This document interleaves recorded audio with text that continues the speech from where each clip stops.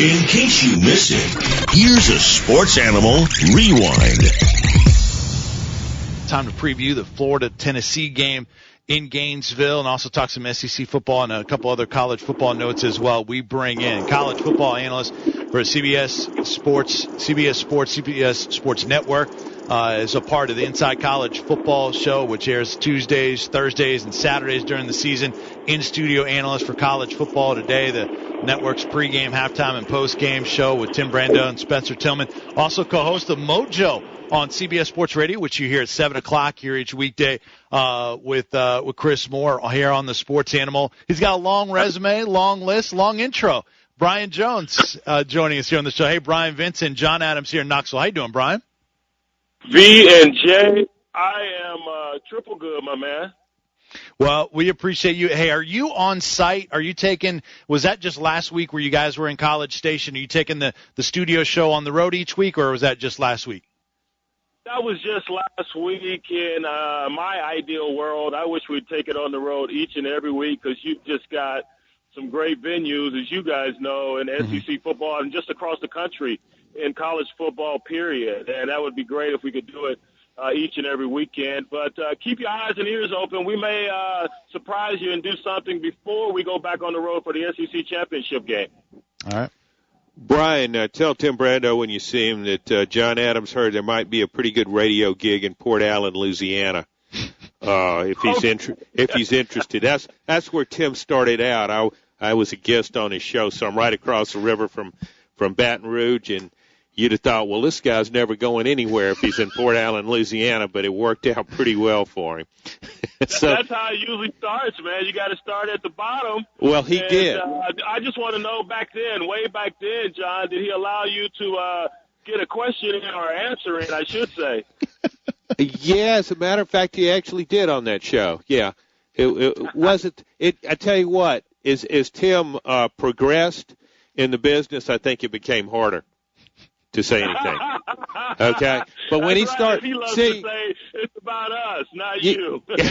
Well, yeah, see, when he was in Port Allen, though, Tim was a little more humble back then.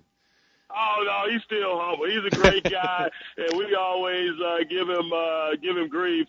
There's long-winded questions, but he's one of the best, man, a genuine person, and I'm blessed and lucky to get to invade a 15-year partnership that he and Spencer have had there on CBS Sports. So it's been a ton of fun. I've sat in and guest hosted his radio show, Chateau Brando there in Shreveport. So he's good people. Brian, I talked to Gary Danielson yesterday on the phone. He pretty much blew up Tennessee. What do you think of Tennessee's chances in the Swamp? Well, I don't think they're that great, but I like their head coach. There's something about his last name that really resonates with me. And I can also understand. His resume. The guy's won everywhere he's been. I thought it was a great hire, and he's going to turn that program around. Do they have all the pieces that they need right now? No, they don't. But he's not there making proclamations about singing Rocky Top all night long in the Swamp and just really incensing the enemies, if you will. But I think he's going to do a hell of a job. He's got to get his pieces in there, coach, and they're going to be fine with him. But you look at that whooping they took up at Oregon. I thought they could keep it a little bit closer than they did. Of course, I was wrong, but he's going to be all right. I got faith in him because of his track record and the people I've spoken to, where he's been, Central Michigan, whether it's Cincinnati, and that entire staff.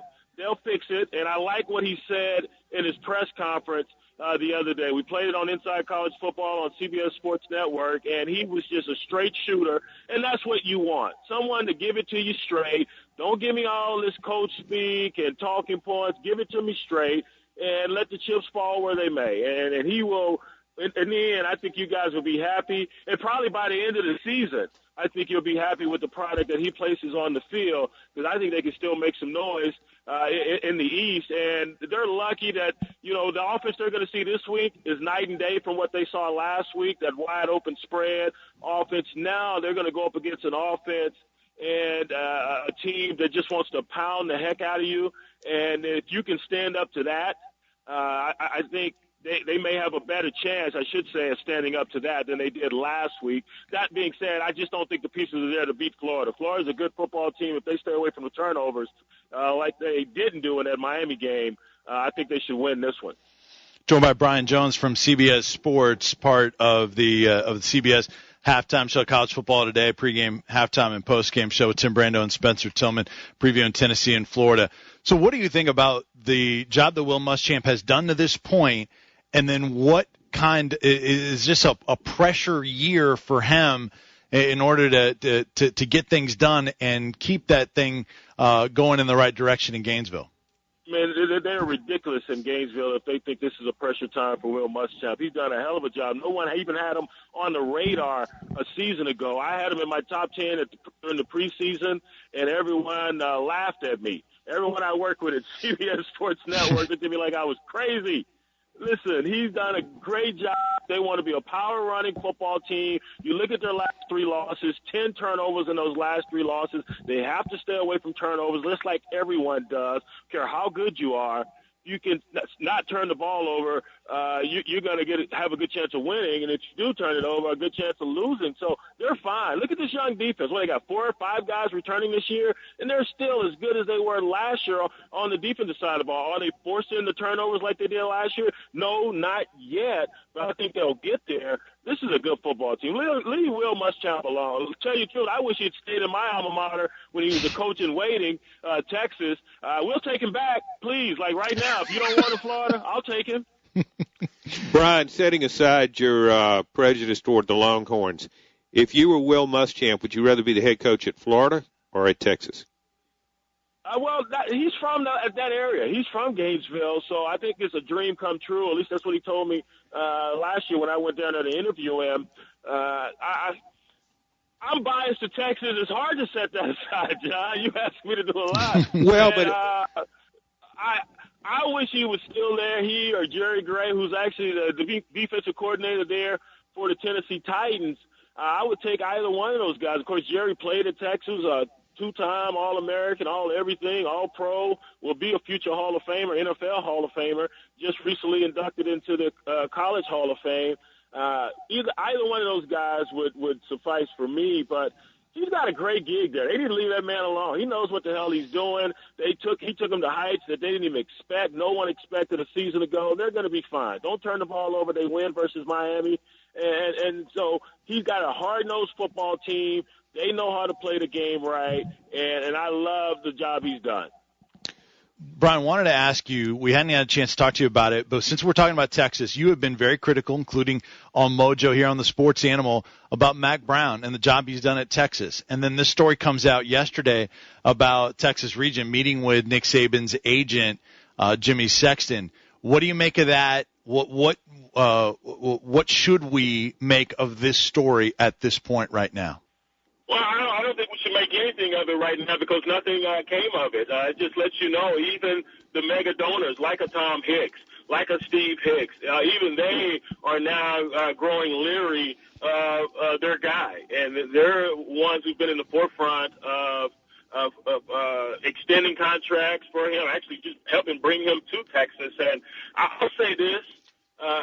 We've been blessed and lucky to have athletes like a Vince Young, a Colt McCoy, great athletes like a Aaron Ross, like a Derek Johnson, played for Kansas City last night. And it's my estimation, because this isn't the first time we've had this soft tag applied to Texas. This is my estimation that Mack Brown is similar to a Mark Sanchez of the New York Jets. When Mark Sanchez has great athletes around him, he's a hell of a quarterback. He's good. He can work within that environment. But when he's just got average to good guys, it shows. He's not that very good. And I think it's the same with this head coach. Annually, they brag about these top 10 recruiting classes, but do they develop them? No, I haven't seen any development of these guys over the last 3, 4, 5 years. Just last year, the same team that put 66 on Ole Miss a year ago couldn't do anything last weekend. That's all about development, progression, getting better. When I played, I got better each and every year. And pretty much everyone I've ever known has gotten better each and every year. Now, everyone's a 3-star, 4-star, 5-star athlete, but you still should progress. And to see the downfall on the downturn, it just leads me to believe that if he's got elite athletes, he's fine. If he doesn't, he can't develop them and make them a better football team. And there are coaches out there who can take chicken crap and turn it into chicken salad, and he's not one of them. Thank you for cleaning that up for us, Brian. We appreciate that. You're a radio pro. Brian Jones from CBS joining us. Hey, real quick, just a quick follow-up. Did you say, because I heard it was a secondhand, I want to get it from you. Did you say that in order for some of the players to talk to Mack Brown, they have to have an intermediary? Someone needs to be the go-between. Is that true? I got that from a pretty good source that there's no open-door policy for the players on that team. That one player went to the office and the quote-unquote intermediary was read the riot act for allowing that player to get in his door. I mean, to walk in his door. I mean, like, are you kidding me? Yeah. Recruitment in school, and I can't just show up and say, hey, Coach, you got a second?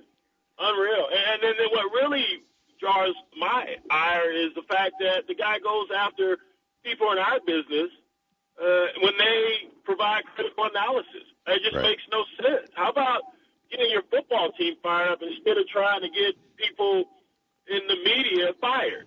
I just have never heard of anything like that where he just tried to strong-arm the press and his critics. Hell, strong-arm your football team.